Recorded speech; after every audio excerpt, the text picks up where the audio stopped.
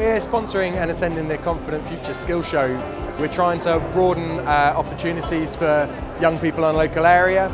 We as a profession have a skills shortage. We're trying to get more people in. All kinds of different companies here and representatives from project management, the film industry, fire service. You can even learn how to drive a huge monster truck as a real job.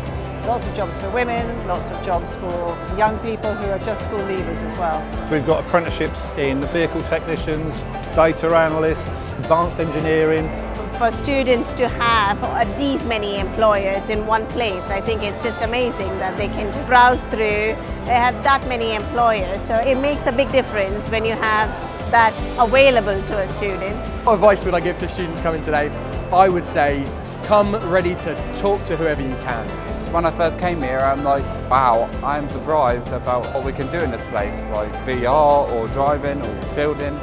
Yeah, I found it quite interesting. There's lots of different employers here and people who are offering different courses from across a broad range of different outcomes and different careers.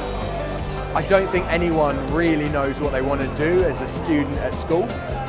So learn a little bit more. It might be something you know nothing about. Go and ask a question, find out how it applies, see if there's a way that your hobbies and interests can apply to that, or you can apply your hobbies and interests into that sector, and come with an open mind, come ready to learn. I would sum up today with the words informative.